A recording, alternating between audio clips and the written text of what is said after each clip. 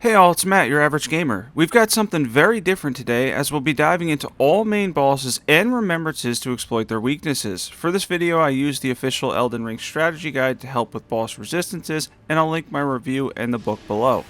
Be sure to check out the description for ways to support the channel too. If you like the small collab me and Pastor Gains Games did a few weeks ago, hang around until the end of this one for a special announcement.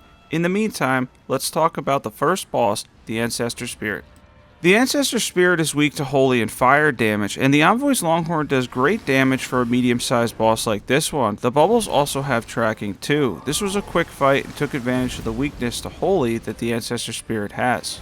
By the way, I'll mention this again, but this is going to be all main bosses and remembrances, and everything is time-stamped in alphabetical order. I'll probably mention that again throughout the video, but they're all time-stamped alphabetical order. Let's jump into equipment. For equipment, we have the Envoy's Longhorn plus 10, we have the Erdtree Seal, we have the Bubble Helm on for the extra damage, Ritual Sword and Shield, Talisman, Sacred Scorpion, Charm, Shard of Alexander, Holy Tier, Faith Tier. Let's talk about stats. We were using Golden Vow and Hallowshabiri to buff this. We're going to go through stats fairly quickly. 60 Vigor, 80 Faith. You can pause it on screen if need be. Next up is Astel. As we've done all of these in alphabetical order, they are all timestamped too, as I mentioned earlier. So for Astel, he doesn't have many weaknesses to exploit besides gravity magic, and even that is tough to fight him with. He does have reasonably low slash resistance to the head, as well as only a moderate amount of bleed resistance. So we've opted for bleed here, which will make an appearance for a few bosses, given some bosses have similar resistances. Overall, this is a fine way to take down Astel fast. Also want to mention all the footage is on Journey 29, New Game Plus 7. Everything has the max HP it will get to add an extra challenge, and all of the builds are done at rune level 150 too. If you're wondering why I stick at 150, by the way, a lot of people ask me that question. It's because it adds an extra challenge, and because once you get to really high levels, it becomes much less a build, and pretty much you can do anything. For this, we have 2 Scavenger Curved Swords on Occult with Seppuku, White Mask, Raptor's Black Feathers. We have the Rotten Wing Sword Insignia, Millicent's Prosthesis, Claw Talisman, Lord of Blood's Exaltation, the Thorny Tier, Fate Tier. Let's talk about stats. We have 60 Vigor, 70 Arcane, a good amount of Endurance to hit 51 Poise. We are using Golden Vow and Flame Grant Me Strength. And by the way, if you don't have one of the other as far as Millicent's Prosthesis and Rotten Wing Sword Insignia, you can replace one of the two with the Ritual Swords Talisman. Next one up, we have the Beast Clergyman and Malekith fight. Now, for this fight specifically, they don't really have any glaring or obvious weaknesses besides Rotten Poison, and that would be a really long way to fight them, so for this fight, we've opted for more logical, and for that, we're going to use the Blasphemous Blade.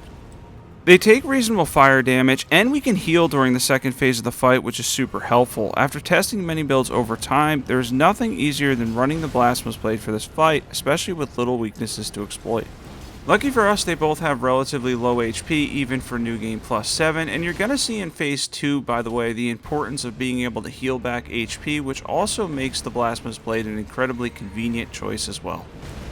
For everything else that you can do in terms of this fight, and I'm sure there are some things you can do to do more damage than the Blasphemous Blade, it is really safe to use this weapon against them, and it's going to lead you to victory more times than not.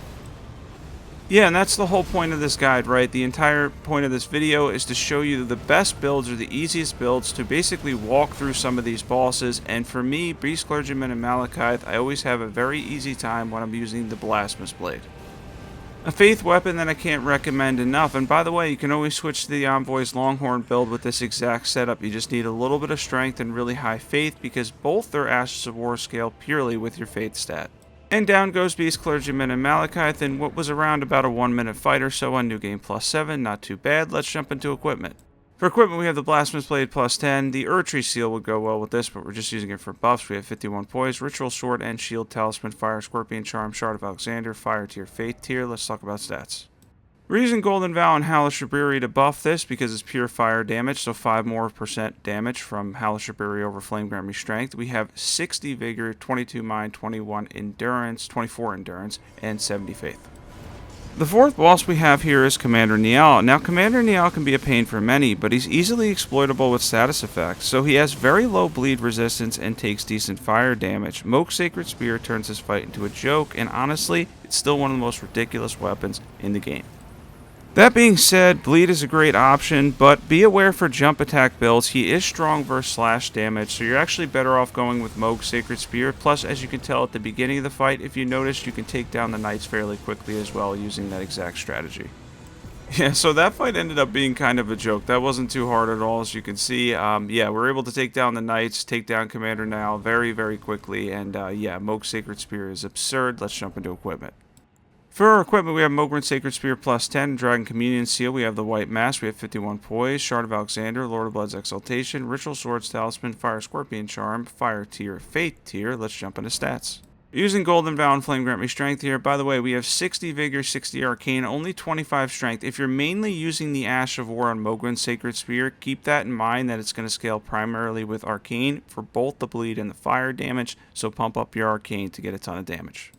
The fifth boss we have here is the Draconic Tree Sentinel. The Draconic Tree Sentinel is another boss with minimal weaknesses to exploit. The only advantage here is besides Slash, he takes good physical damage all around. So for this, we've opted for Lion's Claw. This way we can get a posture break in there too, and also not have to worry about his strong elemental and slash resistances. He ends up going down fairly fast with this build, and Lion's Claw is always a great option for the Draconic Tree Sentinel. It's also one of the most reliable builds in Elden Ring as a whole, so definitely check out Lion's Claw. If you're looking for a powerful strength build that can carry you from the beginning to the end game, Lion's Claw is no slouch. Let's jump into equipment. For equipment, we have the big Greatsword, Guts Greatsword as I call it, heavy affinity with Lion's Claw, any seal for buffs, we have 51 Poise, Green Turtle Talisman, Ritual Swords Talisman, Urtry's Favorite plus 2, Shard of Alexander, Stance Breaking Tier, Fate Tier. Let's talk about stats. Now for stats on this one, 66 Strength will get you to 99 Strength with a 1.5 times bonus, two-handed, 60 Vigor, and we're using Golden Vow and Flame Grant Me Strength to buff this build. For boss number 6, we've got the Fire Giant. The Fire Giant can be super tough for many, but luckily we've got a few great options. So first thing is he has 0 magic and lightning resistance. So both Ancient Dragon Lightning Strike, because he's such a large target, it does a ton of damage to him and has 0 lightning resistance, and Night Comet as well are awesome choices to take down the Fire Giant. Here, because he's so big though, I opted for Ancient Dragon Lightning Strike. Being neutral to damage in Elden Ring is great because elemental damage is often higher and harder hitting, so for this we leaned, as I mentioned, with option 1 with Ancient Dragon Lightning Strike to take advantage of the big damage, the fact that he's a huge target, and he has no resistance whatsoever to lightning. I do end up taking some extra hits at the end here that I probably shouldn't have taken, but all in all I believe it took 4 casts in total to take him down, and this isn't a one-shot build or anything. We just used Golden Vow and Hellish Rebury to buff this, and of course the Jellyfish Shield, which is super helpful too. Yeah, I tried to minimize the buffs to about 2 or 3 for each build. We have the Gravelstone Seal, the Jellyfish Shield. We didn't need the other seal equipped because we can use our main seal for buffs. Lightning Scorpion Charm, Ritual Sword and Shield Talisman, Flox Canvas Talisman. Then we have the Lightning tier and the Fate tier. Let's talk about stats.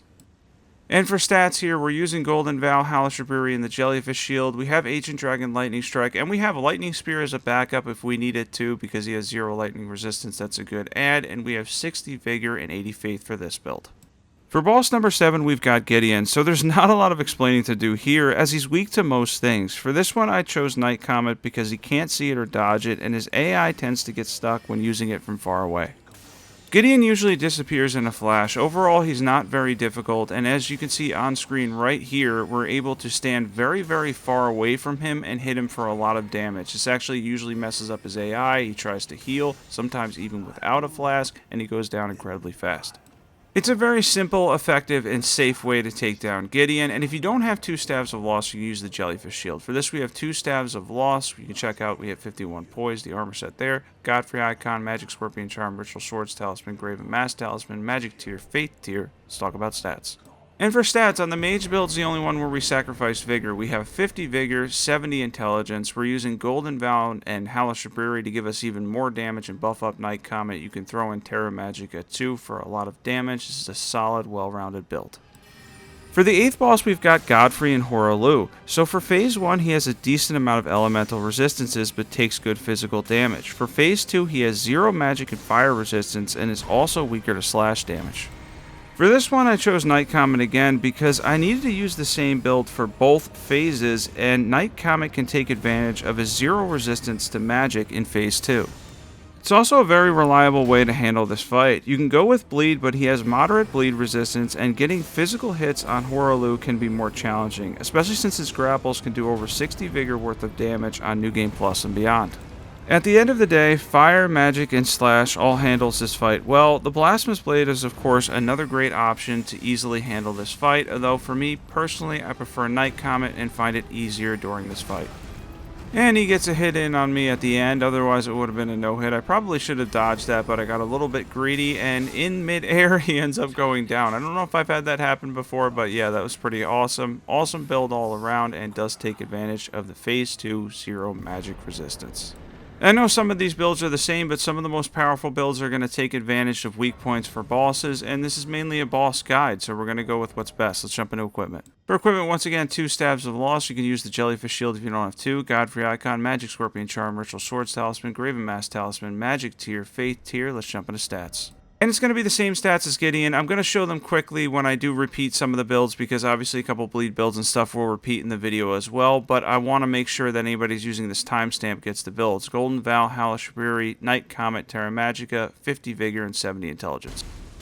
For the 9th boss, we've got Godrick. Godrick is strong versus most elemental damage, so that's out. Instead, he's weaker to slash and has low bleed resistance. It may become a theme here, but there's a reason bleed is so popular.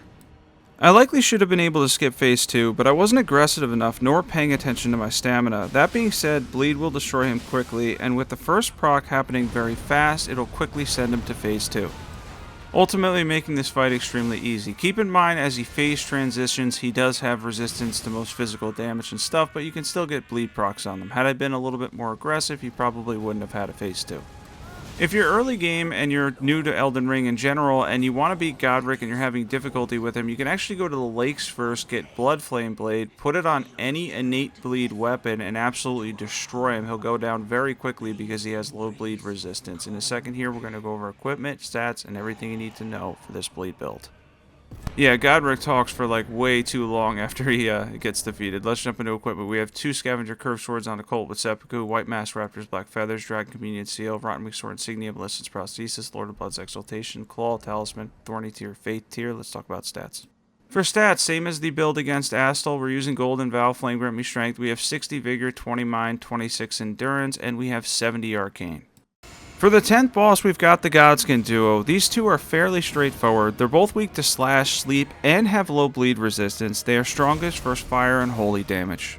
So, we'll be using a combination of sleep, slash, and bleed with the Scavenger Curved Sword. Speaking of them, I'm commonly asked why I choose them. At meta levels or staying in the 125 to 150 range, I find they give me the most room for stats on a Colt. A lot of other curved swords will beat them out around 170 onwards. Before that though, you can pump up Arcane and still have 60 Vigor and 51 Poise without splitting stats. And that ended up being a breeze, only needing a few jump attacks to take down the Godskin Duo given their increased damage they take from slash and low bleed resistance. We have 2 Scavenger Curved Swords on a Colt with Seppuku, Dragon Community Seal, White Mask Raptors, Black Feathers, Rotten Wing Sword Insignia, Claw Talisman, Melissa's Prosthesis, Lord of Blood's Exaltation, Thorny Tier, Faith Tier, and we're using Sleeping Pots. That is by far the easiest way to take him down in my opinion. Put him to sleep first and then use all your buffs and then jump attacks for the bleed builds. We're using Golden Vow, Flame Grant Me Strength. We have 60 Vigor and 70 Arcane. For the 11th boss in this video, we have Golden Shade, who takes good physical damage and also has 0 lightning resistance. This fight ends up being short with Ancient Dragon Lightning Strike, but you can use any lightning to take advantage since he'll take the full complement of damage from it.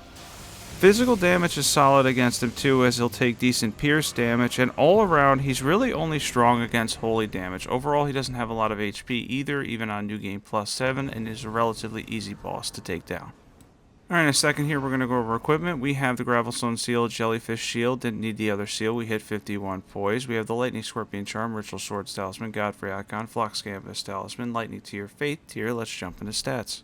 Same stats for all the Faith builds. We have 60 Vigor, 80 Faith. We're using Golden Vow, Halashiburi, the Jellyfish Shield, Ancient Dragon Lightning Strike, and Lightning Spear. By the way, if the random bits of information that are popping up are helpful, let me know and I can do more of those in future videos. For the 12th boss, we've got Fortisaxx, who is very resistant to holy and lightning damage. I think he has around 80% for both. He doesn't have any easy weaknesses besides damage to the head, which is double.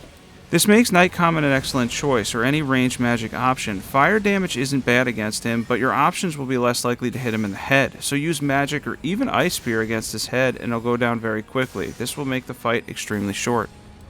Yeah, this whole spectacle did not last long at all with Night Comet. If I didn't have to fill up my FP, it would have even been shorter, but overall, anything that you can do to damage this dragon's head, you're going to be able to take him down very fast. Had I been paying attention to my flasks a little bit more, he probably wouldn't have been able to get to that move, but overall, Night Comet does a ton of damage to his head.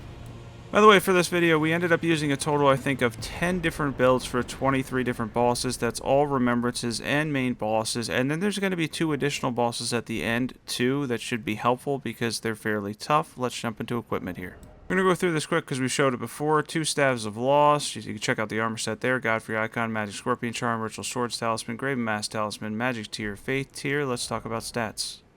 We're using Golden Vow, Hellish Rebury, Terra Magica, and Night Comet. We have 50 Vigor and 70 Intelligence. By the way, keep in mind throughout this video, if you're not at this point, if you're not that far into the game, you can make close to these builds and still get a lot of damage. Loretta. So Loretta was the most frustrating boss on this entire journey of doing these boss clips. Now, all of them pretty much went down in 3 tries or less, and Loretta ended up taking me out of all bosses around 6 times in total. I honestly don't remember her moveset, but anyways, Loretta has 0 lightning resistance. This can be exploited with any lightning damage, and I chose to go with Ancient Dragon Lightning Strike to take her down in a few casts, combining it with Lightning Spear. At the end of the day on this one though, I probably should have ended up going with my jump attack lightning build. Probably would have been easier that way rather than going with the RNG. For this we have the Gravelstone Seal and Jellyfish Shield. We hit 51 Poise, Flox Canvas Talisman, Ritual Sword, and Shield Talisman, Lightning Scorpion Charm, Lightning Tier, Faith Tier. Let's jump into stats. Same stats as the other Faith builds. We have Golden Vow, Hellish Rebury, Ancient Dragon Lightning Strike, and Lightning Spear as an awesome backup option. We have 80 Faith and 60 Vigor.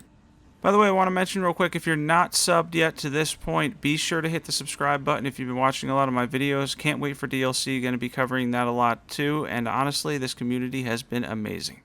For the 14th boss, we have Magma Wyrm Makar. This boss is only mandatory if you do not grab the 2 pieces to get to the Altless Plateau. The best damage type against him is Pierce damage, which the Rusted Anchor can do. Wild Strikes will also build on successive hits easily and can make this fight a breeze. As for elemental damage, he's a big target, but he has pretty strong resistances across the board, and don't choose fire as he has an 80% resistance to fire damage. The Magma Worms in Mount Gelmar are 100% resistant to fire damage. So to my frustration, he ended up doing one of the worst moves he does over and over again to start the fight, which can happen from time to time and makes the fight a little bit frustrating. That being said, we're able to get in here, do a ton of damage with the Rusted Anchor and Wild Strikes as the pierce damage hits him extremely hard. Probably could have cut out the beginning of that clip where he was just running around in circles and went to the part where we did massive damage to him and he went down extremely fast. I think it was only probably, 20-25 seconds once we actually started hitting him. Anyways, let's jump into equipment. For equipment, we have the Rusted Anchor with Wild Strikes and Heavy Affinity, any seal for buffs. We have 51 Poise, Rotwing Sword Insignia, Melissa's Prosthesis, Ritual Shield Talisman, Shard of Alexander, Authority Tier, Faith Tier. Let's talk about stats. So this is the same as the Lion's Claw setup where we went for 66 Strength. When we two-hand it, we'll have 99. We have 60 Vigor, and we've got 25 Faith with the Faith Tier, Golden Vow, and Flame Grant Me Strength are our buffs. For boss number 15, we've got Malenia. So Malenia does take good physical damage and is reasonable for status effects besides poison and rot. However, she has 0 fire resistance and low poise. So for this, in just 3 tries on New Game Plus 7, I used the Burn of Flame strategy, one that I've been using for well over a year now.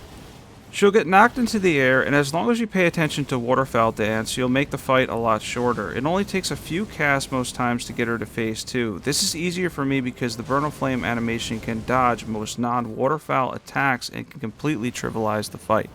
This is still my most recommended way to beat her, as the knockdown effect in combination with the full complement of fire damage turns this fight from difficult to a breeze. Give it a try if you're ever struggling with Malenia. You can rebuff before phase 2, essentially once you dodge the Rot Flower, which you can go under, and then she usually loses track of you. The camera, you can take advantage of it there, run back, usually not get hit by it, and if you do get hit, you'll just get clipped, and then keep using Burn of Flame over and over again to knock her down for massive damage. It kind of just breaks her AI and her ability to fight. Aside from the Rot Flower and occasional Waterfowl Dance, everything else you can pretty much knock her out of with Burn of Flame, which is a huge advantage in this fight and makes the fight so much easier. Not to say that Malenia is ever easy, she's always a difficult fight no matter what because of her moveset, but overall the Burn of Flame strategy, as you can see on screen here, just keep casting it, keep knocking her down, and she's going to go down very quickly, and that is the end of Malenia.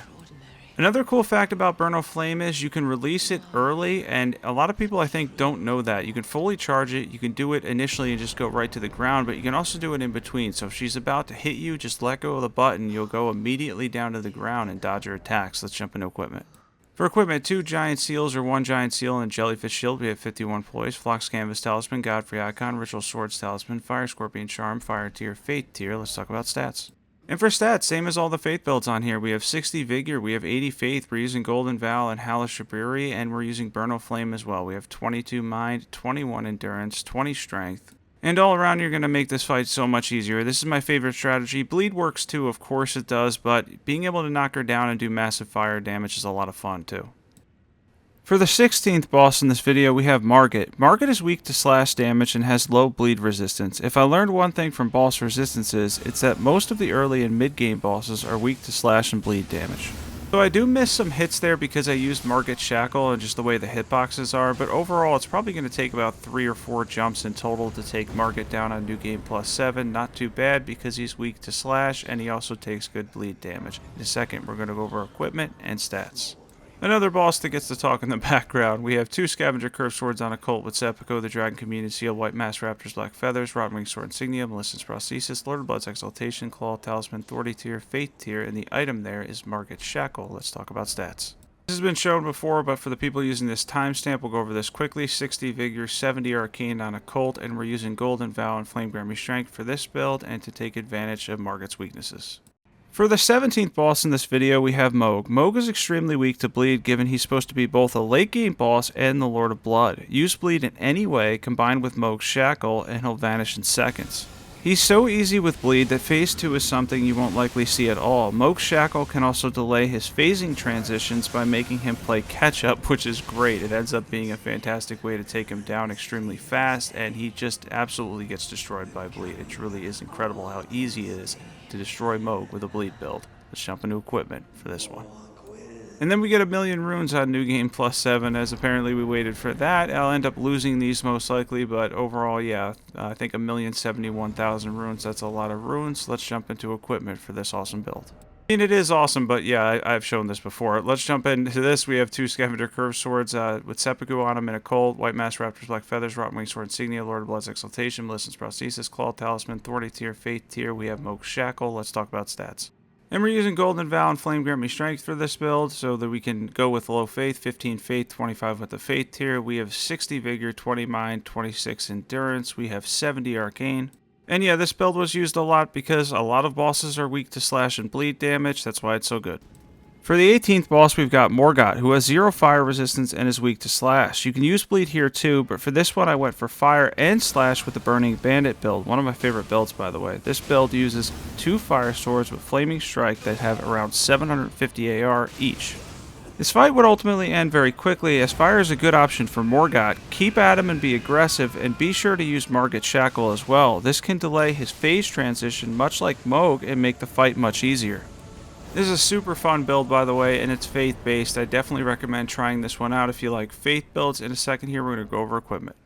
For equipment, we have 2 with the Bandit Curved Swords in Flame Art with Flaming Strike, any seal for buffs, Raptors, Black Feathers, Fire Scorpion Charm, Rotten Wing Sword Insignia, Melissa's Prosthesis, Claw, Talisman, Fire Tier, Thorny Tier. The item is Margit Shackle. Let's jump into stats. For stats, we're using Golden Vow and Flame Grant Me Strength, by the way, because we're doing both fire and physical damage. We have 60 Vigor, 22 Mind, 24 Endurance, 20 Strength and Dexterity, and we have 70 Faith for a well-rounded and, as I mentioned, one of my favorite Faith builds. For the 19th boss, we've got Placidusax, or Placidusa, or however you say it. Anyways, so for this boss, he has pretty amazing resistances across the board, but he's made into a complete cheese with bubbles. Between the fact that almost all of them hit him, in combination with its quick use and posture damage, the Envoy's Longhorn is the perfect weapon to bring down this boss. By the way, Ancient Dragon Lightning Strike works well on him too. Pierce damage is also decent against him, but overall the easiest for me that I've ever used on this boss as far as the big dragon here goes is the Envoy's Longhorn. It just makes the fight so much easier. Seriously, if you're stuck on him, get the Envoy's Longhorn. You can actually get this item as early as the capital when you fight there's one big bubble enemy or medium-sized bubble enemy at the capital. He'll drop this item. I think it's a 4% drop rate. You have to farm it, but it's an incredible weapon, especially for big targets like the dragons in Elden Ring. This weapon's often known as a Dragon Destroyer because it's that good against them. It just hits them with all of it. It's incredibly easy to use, and just the holy damage that it does is incredible, and the entire fact that the Fate scaling on it is great for the Ash of War, like the Blasphemous Blade. All in all, makes an awesome choice for big bosses. The second here, we're going to go over equipment. For equipment, we have the Envoy's Longhorn plus 10. We're using the Erdtree Seal. We have the Envoy's Crown for additional damage. We have the Ritual Swords Talisman, Shard of Alexander, Sacred Scorpion Charm, Ritual Shield Talisman, Holy Tier, Fate Tier. Let's talk about stats. And for stats, the Ash of War will scale pretty much basically from your Faith stat only. So we went for 80 Faith, but this is also so you could switch to any of the other Faith builds, and you can use any incantations you want to. 60 Vigor, we're using Golden Vow and Hellish Rebury for our buffs. And this is another one that's going to be on my list of favorite weapons to use because beating tough bosses in Souls games with bubbles it's frankly awesome to use this. Yeah, truly awesome weapon using bubbles to take down tough bosses. For the 20th boss, we've got Radagon and Elden Beast. For this fight, I wanted to use a combination build that could work for both. First up, we have the Blasphemous Blade versus Radagon because he has 0 fire resistance. This could ultimately make the fight a breeze, and you'll be gaining back HP the entire time too. Radagon would end up vanishing pretty quickly, but we wouldn't be using the Blasphemous Blade for Elden Beast. By the way, both these bosses are incredibly strong with Holy at 80% Holy resistance, and one other thing I want to mention is, if you use the Blasphemous Blade when you walk in the room and delay the second use of Taker's Flame, he won't block it. He'll go into his jumping animation, and then you can hit him again after that.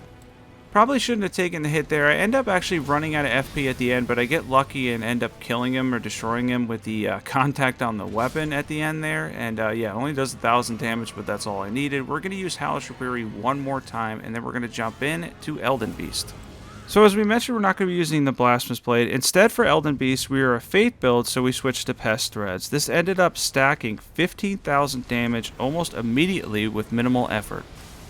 This is because Elden Beast takes good physical damage, but he has strong resistances to all elemental damage type, as we mentioned, particularly Holy at 80%, the rest of them at 40%. Pest Thread works around that by being a spammable incantation that can do physical damage. Now, this fight did involve some running around, and Elden Stars is often a pain, but overall Pest Threads absolutely shreds Elden Beast. If you want, you can add in the Jellyfish Shield for even more damage. I do believe this is probably one of the easiest methods to take down Elden Beast, particularly here on New Game Plus 7, where he has 31,000 HP.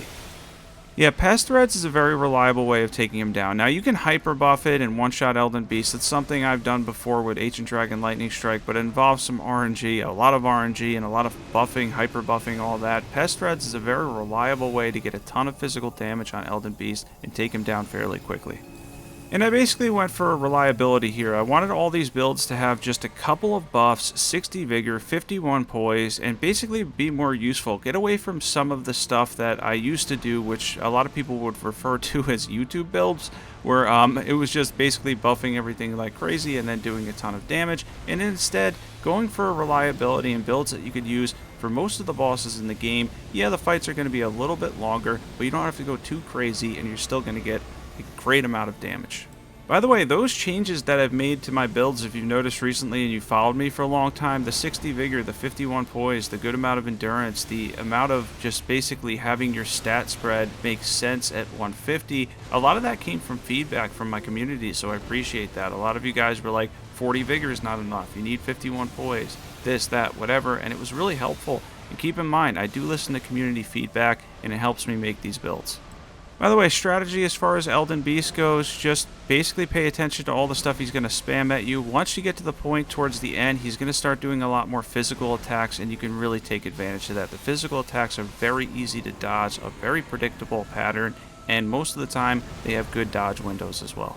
Hopefully watching me, that strategy helps you out, and hopefully Pest Threads can help you take down Elden Beast in no time, and you can run this exact build and setup I have that can use the Blasphemous Blade first without switching anything, and then Pest Threads. Let's jump into equipment.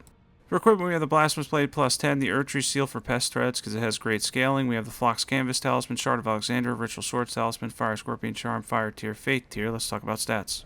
And basically the same as all the Faith builds, we're using Golden Vow, Hellish Rebury, and Pest Threads. We have 60 Vigor, 22 Mind, 24 Endurance, 20 Strength, 70 Faith. By the way, I know I went off topic during the Elden Beast clip, but I like to talk about community feedback, how much I listen to it, how many comments I read and respond to. You guys know that, and it really is helpful. I appreciate it. The next boss up here we have at number 21 is Radahn. Now, Radahn is weak to Pierce with 0 resistance to it, meaning he'll take all of the damage from Pierce, and counter damage is often great against Radahn because he has very long attack animations.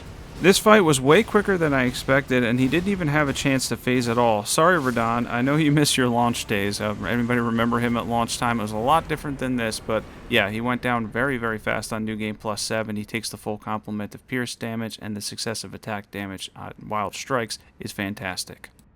This is probably your best bet for Radahn. You can see there, chewed through his HP quickly. We have the Rusted Anchor and Heavy Affinity with Wild Strikes, any seal for buffs. We have 51 Poise, Rotwing Sword Insignia, Ballistin's Prosthesis, Ritual Shield, Talisman, Shard of Alexander, Thorny Tear, Fate Tear. Let's jump into stats for this build. For stats, we have 60 Vigor, 66 Strength, which will get us to 99 Strength when two-handing it, 25 Mind, 30 Endurance. We're using Golden Vow and Flame Grant Me Strength for our buffs. And yeah, this is an incredible build for counter damage, for pierce damage. It also works really well against dragons, so keep that in mind too. For the 22nd boss, we've got the Red Wolf of Radagon, who takes good slash and bleed damage. Okay, so he has low HP. Bleed is probably your best bet here. He's fairly resistant to magic, so opt for an aggressive bleed build and he'll vanish very fast. There's not a lot to talk about here overall because even on New Game Plus 7, this dog has very, very low HP and he goes down very fast to anything like bleed or any damage in general, really. Physical damage, he'll go down quickly. Let's jump into equipment. For equipment, we have 2 Scavenger Curve Swords on Occult with Seppuku, Dragon Communion Seal, White Mask, Raptor's Black Feathers, Rotten Wing Sword Insignia, Ballistin's Prosthesis, Lord of Blood's Exaltation, Claw Talisman. We have the Thorny Tier and Fate Tier. Let's jump into stats for this build. And for stats, same on all the bleed builds. We have Golden Vow, Flame Grant Me Strength. We have 60 Vigor, 70 Arcane, 26 Endurance, 20 Mind. This is a well-rounded build for the Scavenger Curve Swords. You can get a lot of bleed and a lot of damage. And for the 23rd and final Remembrance and main boss that isn't a cheese or gimmick, we're going to talk about that in a little bit here, we have Rennala, which is weak to slash and bleed damage. She does have 80% magic resistance, so keep that in mind, but overall she takes additional damage to slash and has one of the lower bleed thresholds in the game, meaning that you can basically jump attack your way through the entire fight for Rennala. I know, we ended up with around 10 builds or 11 builds for 23 or 24 bosses, and the reason for that is because bleed is so good. In the early and mid game, there's so many bosses, I mentioned this throughout the video, that have a weakness to slash and have a low bleed resistance, meaning that basically jump attacks and you're going to win the fight very fast. And after she does this beam here, which is Common Azure, we're going to jump immediately towards Rennala, get some procs on the successive attack stuff, and then 2 jumps, she's going to go down, no problem whatsoever. She's very easy with the bleed build and jump attacks. Yeah, if you're ever struggling with Rennala, bleed works really well, slash damage. Overall, you can see on screen, even on New Game Plus 7, she doesn't have a ton of HP, but she went down so fast it wasn't much of a fight. Very easy method. And for stats for this build, we have 2 Scavenger Curve Swords on Occult like usual, Seppuku, Dragon Communion Seal, White Mask, Raptor's Black Feathers, Rotten Wing Sword Insignia, Ballistin's Prosthesis, Lord of Blood's Exaltation, Claw Talisman, Thorny Tier, Fate Tier. Let's talk about stats. And for stats, we have 60 Vigor, 70 Arcane, 20 Mind, 26 Endurance like usual, and we're using Golden Vow and Flame Grant Me Strength, and as you can see, we got a lot of damage. And the next fight up here is Rykard, which is basically a gimmick boss fight. Now, I didn't use summons for the rest of this video. They're all solos, and I can do this fight solo fairly easily as well. But given that he's got 160,000 combined HP on New Game Plus 7, I want to show a way to cheese this boss using the Serpent Hunter and Mimic. Now, this is probably a well-known method at this point, but basically the concept here is this. If you use Mimic in combination with the charged attacks on the Serpent Hunter, which is the gimmick part because you get this special effect, you can essentially stun lock both phases of the fight. More so Rykard, but both phases turn very easy with Mimic and the Serpent Hunter. Now, I wouldn't recommend putting the Serpent Hunter at plus 10, but you can easily put it at plus 9 by the end game, and even if you're at this point where you're just seeing Rykard for the first time, get it to around plus 4 or plus 5, and you're going to get a lot of damage out of it. Also, there is no build. I didn't change my stats from a Fate build. The gimmick part gives us a lot of damage. I do recommend being closer than I was here. I was kind of playing it safe in the background as he went after Mimic. The Serpent part is actually a little bit more difficult for me because he has the Ground Slam attack, which I kind of got lucky with. It's very hard to avoid, but overall we're able to take him down, combining Mimic and myself using the Serpent Hunter. In a second here, we're going to end up stun locking Rykard. This may also be the first video Rykard's appeared in my videos. I'm not sure. I can't recall whether or not I've used him in any of my videos, because generally speaking, this is the strategy I use most of the time just to get the fight out of the way. And once you have the Blasphemous Blade, I don't really have a lot of reason to go back. But yeah, I'm not sure whether he's appeared in any of my videos yet. It's not a frequent boss for me. Overall, very easy. As you can see watching me on screen here, I'm able to pretty much hang back, still get massive damage, stun him multiple times, and then Mimic's getting in hits himself, which are doing massive damage. He has 105,000 HP on New Game Plus 7, and it goes relatively quick. Yeah, that absurd amount of HP basically tells me not to use a lot of other builds for this and just to go with the Serpent Hunter. And then I don't use summons much. You may have noticed that. I have no issue with summons whatsoever. I'm not one of those people to tell you not to use them. If they help you, use them. But for me, I have more fun playing solo. That being said, this is just a cheese for this boss fight, and it works very well. Alright, no build for this. You don't need any requirements, and the gimmick part's going to give you a lot of damage out of the Serpent Hunter. For the two extra bosses, here's the Gargoyle fight that can be difficult. Night Comet absolutely shreds these two though, and can make your life a lot easier. I've tried multiple builds against the Gargoyles, and there's nothing that hits quite like Night Comet. They did kill me the first time, as I ended up trying to use the Dark Moon Greatsword at first, and I ended up getting killed, although that is pretty good against them as well. Night Comet is even better though, and you can see the damage on screen is incredible. It's definitely an intelligent method to take on this fight, so to speak, and it will help you ultimately. If you struggle with this fight and you can get your hands on even one Staff of Loss and the Jellyfish Shield, they take fairly good magic damage. I think they have around 20% resistance or so, and the distance that you can stand back from just makes the fight a lot easier. That being said, they're still a pain. They're probably one of the most frustrating bosses, at least for me, in the entire game, and that's just because they don't have a ton of weaknesses to exploit, and the fact that you have to fight literally two Gargoyles at the same time, and the Gargoyles are generally tough to begin with. And yeah, they went down fast, it's over, the fight's over fairly fast that way. It's definitely something you should try out if you're struggling with these two and you want to move on to Deep Root Depths. This is an option for you. Night Comet absolutely shreds them. Let's jump into equipment. And we have two Staves of Loss, or one in a Jellyfish Shield, hit 51 poise, any seal for buffs, Godfrey Icon, Magic Scorpion Charm, Ritual Sword Talisman, Graven Mask Talisman, Magic Tier, Faith Tier. Let's talk about stats. For stats, same as the ones before. We have 50 Vigor, 24 Mind, 20 Endurance, 16 Strength, 15 Dexterity, 70 Intelligence, Golden Vow, Halashaburi, Night Comet, and Terra Magica. Lastly, we have the tougher Draconic Tree Sentinel in Wyrm, which is resistant to Bleed and Slash, but he has a long phase transition that you can take advantage of. Just keep hitting him repeatedly and he'll go down fairly fast. I always beat this boss so he doesn't hit me as I'm walking into the Beast Clergyman fight. He's easy if you take advantage of his lightning phase transition. Just continue to hit him. He's got a long animation there. He did get one hit on me overall, but he was only able to do 2 attacks, and we're able to absolutely shred him with the Bleed build. I am going to skip stats on that one because we've shown the Bleed build a lot, and just so you guys know, the journey that I was going into was 30. I think the current one was 29. A lot of people do ask, and thanks for watching this one. I hope this helps as both a boss guide and information on what's best for each boss. So, for the announcement, Pastor Gains Games will be testing some of these builds on Tuesday the 20th at 7:30 p.m. live. I will be there myself seeing how well these builds hold up. I'll post the time up on the community tab as well, and be sure to join the stream and check it out. It's going to be a lot of fun.